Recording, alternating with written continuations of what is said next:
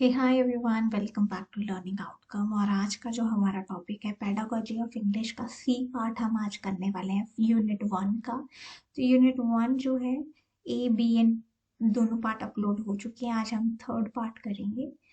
तो if you want to go through those A and B part you can do one thing. आप मेरे channel के playlist में जाइए, प्लेलिस्ट सर्च करिए pedagogy of English second semester, ठीक है।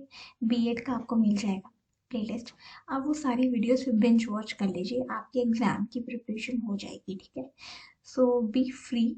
आपको मेरी वीडियोस में पूरी डिटेल मिलेगी हर एक चीज़ के बारे में for pedagogy of English. And आप फॉलो करते जाइए। इसमें प्रेजेंटेशन मैं आपको आने वाले टाइम में बताने वाली हूँ कि प्रेजेंटेशन कैसे देते हैं बीएड एग्जाम के आंसर की, ठीक है। आंसर बुकलेट कैसे प्रेजेंट करनी है ताकि आपके नंबर अच्छे आए, ठीक है। तो my main subjects are English and pedagogy of SST. तो आप दोनों की वीडियोस देख सकते हैं मेरे चैनल पे।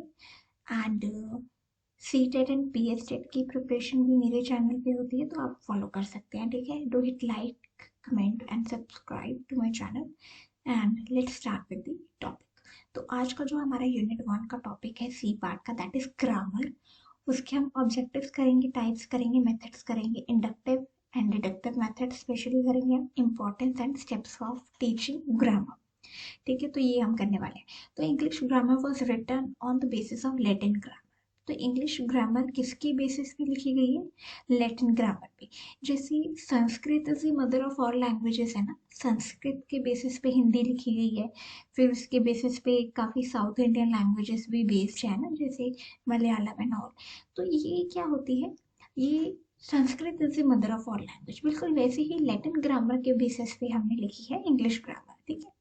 तो आप देखते हो बहुत सारे इंग्लिश के जो वर्ड्स हैं वो लैटिन लैंग्वेज में से आए हैं, because that is the basis of English language, ठीक है। मेनली संस्कृत के भी कुछ वर्ड्स हमने इंग्लिश में ऐड करे, हिंदी से भी कुछ वर्ड ऐड करे हैं।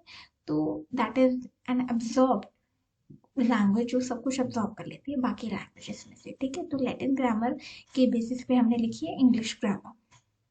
स्वीट, स्वीट क्या कहते हैं? स्वीट इज अ, ठीक है, इज अ राइटर। और वो कहते हैं कि ग्रामर, उसके अकॉर्डिंग स्वीट के अकॉर्डिंग ग्रामर क्या है? Practical analysis of a language. Practical analysis होता है लैंग्वेज का, उसे हम कहते हैं grammar. Explain structural details in a sentence. अब सेंटेंस में जितने भी स्ट्रक्चरल डिटेल्स होती हैं, फॉर एग्जाम्पल सेंटेंस में क्या क्या होता है? सब्जेक्ट होता है, प्रेडिकेट होता है, ऑब्जेक्ट होता है, वर्ब होता है। ये सारे सेंटेंस के स्ट्रक्चर के बारे में हमें कैसे पता?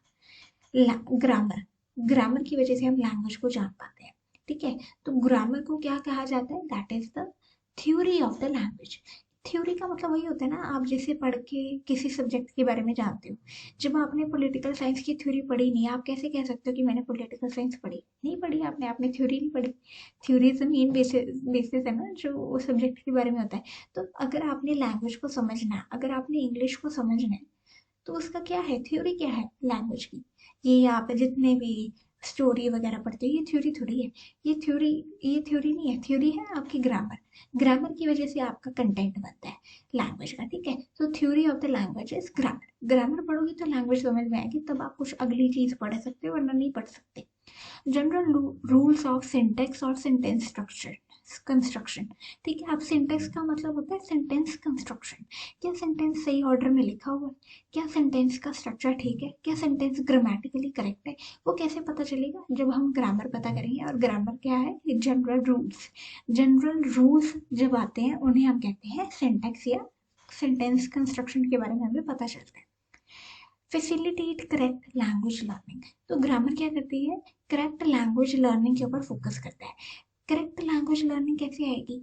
जब हम ग्रामर को पढ़ेंगे। तो ग्रामर क्या करती है? हमें मदद करती है कि हम लैंग्वेज को सही तरीके से यूज करें और उसे सही तरीके से समझें।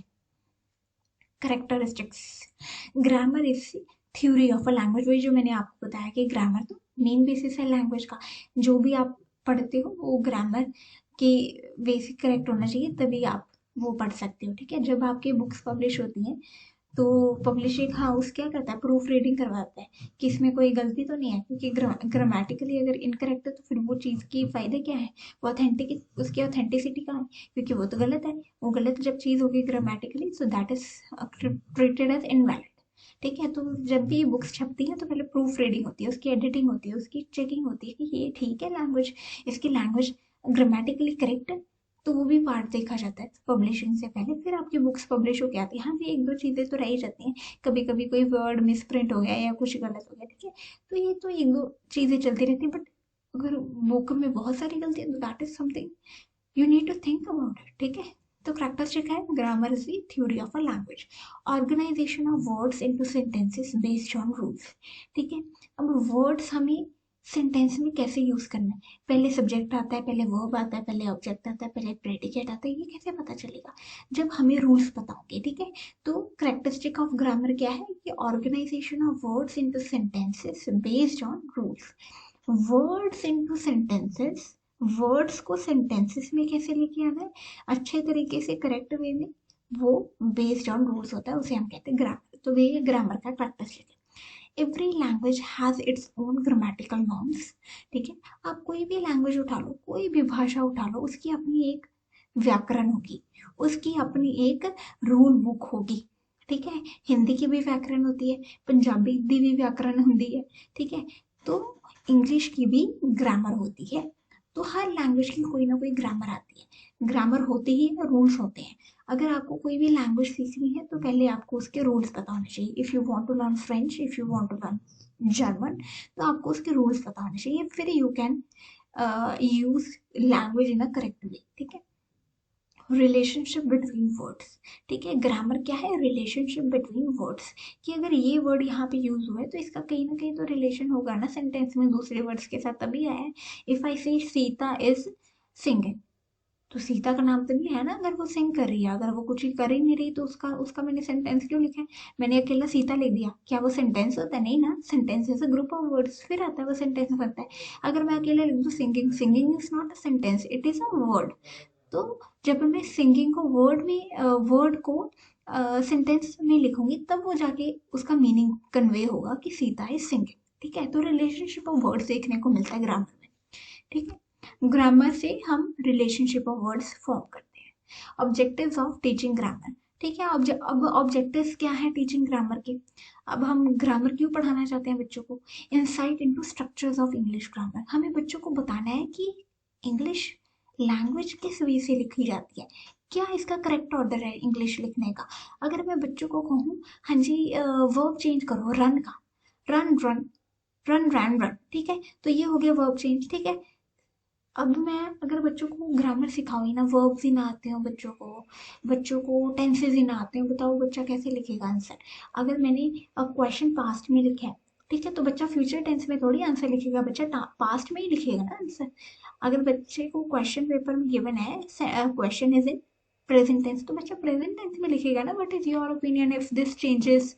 अगर मैंने बच्चे को बताया है in the world global warming is increasing and ये वो, अगर बच्चा करंट सिनेरियो में क्वेश्चन पूछा गया तो करंट सिनेरियो में ही लिखेगा ना, पास्ट में थोड़ी लिखेगा कि हाँ जी ग्लोबल वार्मिंग था, ठीक है, उसने बहुत परेशान किया था, ठीक है, हाँ बहुत लोग परेशान हो गए थे, ठीक है, थे नहीं, it is a current scenario. Global warming is a current scenario, मतलब उसकी करंट सिचुएशन में हम देखते हैं कि ग्लोबल वार्मिंग का बहुत इफेक्ट है। ठीक है, बहुत ही हार्म कर रहे हैं दुनिया को। तो अगर बच्चों को क्वेश्चन का टेंस पता होगा तभी वो अच्छे से लिख पाएगा, है ना। Develop a scientific attitude about language. ठीक है, अब ग्रामर क्या है, is a science of language. Grammar को कहा जाता है साइंस ऑफ लैंग्वेज। अब बच्चे को साइंटिफिक एटीट्यूड डेवलप करना है लैंग्वेज के लिए, तो उसे ग्रामर पढ़ानी पड़ेगी। बच्चा ऐसे ही नहीं कोई भी लैंग्वेज हाँ जी देख ली तो उसके लिखने लग जाएगा, बोलने लग, नहीं, उसका एक वे होता है, एक एक स्ट्रक्चर होता है जिस वे में आपको लैंग्वेज का यूज करना है, जिस वे में आपको वर्ड्स प्लेस करने हैं सेंटेंस में, that is a science of language, जिसे हम ग्रामर को कहा जाता है साइंस ऑफ लैंग्वेज। तो बच्चों का इससे साइंटिफिक एटीट्यूड डेवलप होता है लैंग्वेज के तरफ। Express ideas correctly in speech and writing. अगर बच्चे को ग्रामर पता होगी तभी तो बच्चा ठीक से बोलेगा, तभी तो बच्चा ठीक से लिखेगा, है ना, सही वे में, ग्रामेटिकली करेक्ट वे में लिखेगा, है ना। तो that is the importance of teaching grammar. Without rote memorization. जब बच्चे ने ग्रामर सीख ली तो उसमें रोट मेमोराइजेशन शुरू शुरू में तो चलो ठीक है, बच्चे को रूल्स पता होने चाहिए, उसके बाद तो कोई रोट मेमोराइजेशन नहीं ना होती, उसके बाद तो बच्चा फ्लो में लिख लेता है। अगर आपकी बात करें तो आप अभी बीएड में हो, ठीक है, आपको ग्रामर आती है, आपको कोई देखना नहीं पड़ता, हाँ जी ये ग्रामर ठीक है, that is a flow, that वो आपके राइटिंग के फ्लो में आ चुके हैं। अब आपको चेक नहीं करना पड़ता कि मेरी ग्रामर ठीक है या नहीं। अब आप काफी सालों से पढ़ रहे हो, लिख रहे हो, तो आपको ठीक लिखा जाता है, तो that is okay for you. तो एक टाइम पे रोट मेमोराइजेशन खत्म हो जाती है, ठीक है। Methods of teaching grammar. अब ग्रामर टीचिंग के कुछ मेथड्स होते हैं। पहला तो है जी ट्रेडिशनल मेथड, जिसे हम ट्रांसलेशन मेथड भी कहते हैं, ठीक है। तो ट्रेडिशनल मेथड में क्या होता है कि हम बच्चे को क्या करवाते हैं, रूल से एग्जाम्पल की तरफ लेके जाते हैं। फॉर एग्जाम्पल कि हम बच्चे को पहले बताएंगे नाउन क्या होता है, नाउन होता है नेमिंग वर्ड्स, और फिर हम बच्चे को एग्जाम्पल देते हैं। पहले हमने बच्चे को रूल बता दिया कि नाउन क्या होते हैं, सारे नेमिंग वर्ड्स को हम नाउन कहते हैं, और एग्जाम्पल दे दिया ताजमहल, दिल्ली, टेबल, ये सारे नाउन है, ठीक है। तो हम बच्चे को रूल टू एग्जाम्पल की तरफ लेके जाते हैं। Next one is informal method. Informal method में होता है कि हम बच्चे को रूल्स नहीं करवाते, रूल्स से ग्रामर नहीं करवाते, बट कि यूसेज के बेस से हम करवाते हैं। अगर बच्चे को ज़रूरत है तो करवा देते हैं, ठीक है। फॉर एग्जांपल राइटिंग में बच्चे को ज़रूरत है ग्रामर की, तो राइटिंग की ग्रामर करवा दी बच्चे को, है ना। तो मतलब बच्चे ऑरली सीखते हैं फटाफट, है ना। तो ये प्राइमरी लेवल पे मेनली होती है, इतना कुछ इसका यूज़ नहीं होता है, ठीक है। प्राइमरी लेवल पे फ्लो फ्लो में बच्चे को हम जब सिखा देते हैं। इंसिडेंटल और कोरिलेशन मेथड, इसमें भी यही होता है कि अगर बच्चे को इंसिडेंटल वे से हम ग्रामर करवाते हैं। फॉर एग्जांपल अगर बच्चा बुक पढ़ रहा है, तो बुक पढ़ाते पढ़ाते, कोई चैप्टर पढ़ाते पढ़ाते हमने बच्चे को ग्रामर का रूल समझा दिया, ठीक है। ट्रांसलेशन वर्क करते हैं, जब हम हिंदी में बच्चे को ट्रांसलेट करके इंग्लिश का रूल बता रहे होते हैं, तो उससे वो इंसिडेंटल हो गया, ठीक है। कभी कभी बच्चा बोल रहा होता है मैम, मैम नहीं है तो वॉशरूम, तो बच्चे कई बार गलती से बोल देते हैं कुछ और, तो टीचर उनकी स्पीकिंग ग्रामर ठीक करवाता है कि बच्चे ऐसे बोलो, correct way is this one. तो इंसिडेंटल होता है कि इसका कोई सोचा समझा प्लान्ड वे नहीं होता कि ऐसे बच्चों को ग्रामर समझानी है, बट हाँ फ्लो फ्लो में बच्चा सीख जाता है। इंसिडेंटल है ये, एकदम से बच्चा सीख जाता है कि हाँ जी कोई सिचुएशन आ गई तो बच्चे को समझा दिया उसी टाइम, है ना। Inductive deductive method. इंडक्टिव का मतलब होता है कि आप बच्चे को एग्जाम्पल टू रूल की तरफ लेके जाते हैं, लेकिन डिडक्टिव में क्या होता है, हम सीधा रूल ही बता देते हैं, एग्जाम्पल फिर बच्चे खुद ही उनको एग्जाम्पल दे दे के हम उन्हें फिर समझाते हैं। पहले इंडक्टिव में होता है कि एग्जाम्पल टू रूल, डिडक्टिव होता है रूल टू एग्जाम्पल, ठीक है। तो अब हम डिफरेंस देखते हैं कि इंडक्टिव और डिडक्टिव का क्या डिफरेंस होता है। इंडक्टिव में होता है एग्जाम्पल टू रूल, डिडक्टिव में होता है रूल टू एग्जाम्पल। इंडक्टिव में हम एग्जाम्पल टू रूल बच्चे को बता के फिर एनालिसिस करते हैं। फॉर एग्जाम्पल मैंने बच्चे को ये बता दिया, टेबल, चेयर, ताजमहल, दिल्ली, ये क्या है बच्चे, दीज आर नाउन्स। तो बच्चे को एग्जाम्पल दे दिए, फिर बच्चे को बता दिया, ठीक है, एग्जाम्पल देके रूल बता दिया, ठीक है। फिर हम एनालिसिस करेंगे, फिर बच्चे को दो एग्जाम्पल देंगे, इसमें से प्रॉपर नाउन कौन सा है, दिल्ली या टेबल। तो बच्चे खुद एनालिसिस करते हैं कि Delhi is a proper noun, ठीक है। जनरलाइजेशन, फिर बच्चे जो जो सीखते हैं फिर वो जनरलाइज करते हैं। जनरलाइज मतलब बहुत सारी अलग चीज़ों पे अप्लाई करते हैं, फिर बच्चे अलग अलग एग्जाम्पल खुद ही अप्लाई करने लग जाते हैं नाउन को, ठीक है। कि क्या book is noun, book is common noun, table is noun, table is common noun. तो बच्चे खुद ही आइडेंटिफाई करते हैं, खुद ही जनरलाइज करते हैं, मतलब एक चीज़ उन्होंने सीख ली तो वो बाकी चीज़ों पे अप्लाई करेंगे वो चीज़ को, फॉर एग्जाम्पल, ठीक है। ऐसे ऐसे करके फिर रूल्स बच्चे सीखते हैं, फिर बच्चे रूल्स को प्रैक्टिस करते हैं, ठीक है, प्रैक्टिस करते रहते हैं, रिटर्न प्रैक्टिस, ओरल प्रैक्टिस। तो बच्चे इंडक्टिव मेथड ऐसे सीखते हैं ग्रामर। डिडक्टिव होता है रूल टू एग्जाम्पल, ठीक है, बच्चे को रूल समझा दिए, नाउन ये होता है, फिर बच्चों को एग्जाम्पल देती, टेबल, चेयर, दिल्ली, ताजमहल, ये रूल टू एग्जाम्पल बताती है। फिर बच्चे प्रैक्टिस करते रहते हैं, फिर बच्चे को हम डिफरेंट डिफरेंट एग्जाम्पल देते हैं, which is negative, which is positive example, ठीक है। फॉर एग्जाम्पल अगर मैं बच्चे को बोलूँ Apple, Apple is a noun, okay good. If I से सारी वैसी चीज़ों के नाम होते तो सारे ही नाउन हो जाएंगे। फॉर एग्जाम्पल अगर मैं बच्चे को बोलूँ which one is transitive word, transitive verb, तो अगर मैं बच्चे को बोलूँ ही किक्ड द बॉल, हाँ ये ट्रांजिटिव है। ही इज स्टैंडिंग, ये ट्रांजिटिव है नहीं, बिकॉज इसमें कोई एक्शन पास नहीं हो रहा है। तो बच्चे खुद ही पॉजिटिव और नेगेटिव एग्जाम्पल से सीख जाते हैं, तो इसमें प्रैक्टिस इस वे से होती है, ठीक है। तो inductive is more useful and more beneficial and the one is appropriate because inductive is psychological. Psychological because psychology के बेसिस पे ये ग्रामर चलता है। ग्रामर का वे मेथड ज़्यादा अप्रोप्रिएट है क्योंकि बच्चे की साइकोलॉजी के साथ ही ये रिलेटेड है। अगर बच्चा पहले एग्जाम्पल देखेगा, फिर बच्चा रूल समझेगा, फिर उसे जल्दी समझ में आ जाएगा ना। लेकिन सारी चीज़ें आप एग्जाम्पल टू रूल नहीं समझा सकते, ठीक है। ये लैंग्वेज में ज़्यादा यूज हो जाता है, लेकिन साइंस डिडक्टिव वैसे ही पढ़ी जाती है। पहले बच्चे को रूल बताया जाता है, फिर बच्चे को एग्जाम्पल दी जाती है, ठीक है। तो ये इंडक्टिव मेथड ज़्यादा लैंग्वेज के लिए बेनिफिशियल है, डिडक्टिव साइंस के लिए। साइंस से जो सब्जेक्ट होते हैं जैसे फिजिक्स, बायोलॉजी, केमिस्ट्री, ये उन चीज़ों के लिए बेनिफिशियल है, ठीक है। अब inductive is beneficial for language because ये साइकोलॉजिकली बेस्ड है, ठीक है। इससे बच्चा एक्टिव रहता है, उसकी सारी क्वारीज दूर हो जाती है, बच्चा डिस्कवर करता है rules. Rule learning by doing से बच्चा अपने रूल को डिस्कवर करता है, बिकॉज बच्चा एग्जाम्पल खुद ही अब फ्रेम कर रहा है, खुद ही रूल लेके आ रहा है, ठीक है। तो बच्चा खुद कर रहा है, इसमें मेमोराइजेशन का कोई रोल नहीं, बिकॉज बच्चे की साइकोलॉजिकल वे से हम टीचिंग करें तो बच्चे को रोट मेमोराइजेशन की जरूरत नहीं है। एसिमिलेशन मतलब बच्चा जल्दी से कनेक्ट कर लेता है पुरानी चीज़ों के साथ, जो उसके माइंड में पुरानी चीज़ें ऑलरेडी स्टोर्ड है। ये बच्चा न्यू चीज़ जो सीखेगा नाउ, ये अपनी पुरानी चीज़ों के साथ उसे लिंक कर लेगा, तो एसिमिलेशन बहुत ही ईजिली इसके साथ हो जाती है। तो with this we are done with the grammar topic. हमने इसके ऑब्जेक्टिव कर लिए, कैरेक्टराइजेशन कर लिए, मेथड्स कर लिए, ठीक है। अब कैसे ग्रामर सिखाई जाती है हमने उसके स्टेप्स भी कर लिए, ठीक है। And if you like this video then hit like, comment and subscribe. कोई भी वीडियो सजेशन हो feel free to comment down या मुझे मेल कर देना, जैसे कमेंट्स कर देना, मैं कमेंट्स जल्दी पढ़ लेती हूँ। And if you want notes, तो नोट्स बहुत ही रीजनेबल रेट्स पे अवेलेबल है, you can ping me and mail कर सकते हो कि नोट्स चाहिए मैम, ठीक है। And don't forget to subscribe my channel for the more videos. अभी आपका सेकेंड सेमेस्टर चल रहा है, थर्ड सेमेस्टर में भी I will be teaching you, ठीक है।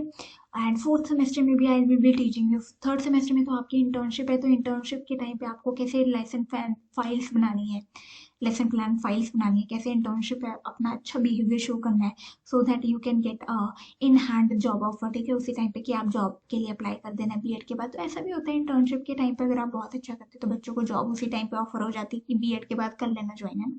तो for those tips and tricks, and you can feel free to treat me as your elder sister, and you can feel free कि आपको कोई भी डाउट हो, feel free to ask, ठीक है। for that you can subscribe my channel, and बहुत अच्छा लगता है यार जब आप सब्सक्राइब करते हो, बिकॉज वो मेहनत ऐसे लगता है कि बच्चों को अच्छा लग रहा है आप जो पढ़ा रहे हो। आपका वो चाहे आप कमेंट भी ना करो, but your subscription, your like बता देता है that you are liking my videos, and वो बहुत मतलब सुकून मिलता है, सेटिस्फेक्शन मिलता है, ठीक है। तो एक टीचर के लिए अगर उसके बच्चे समझ रहे हैं तो और कुछ नहीं चाहिए टीचर को, चाहिए ना। तो with this we are done with the topic, and see you soon in the next video. Till then take care, bye, we'll meet again, okay।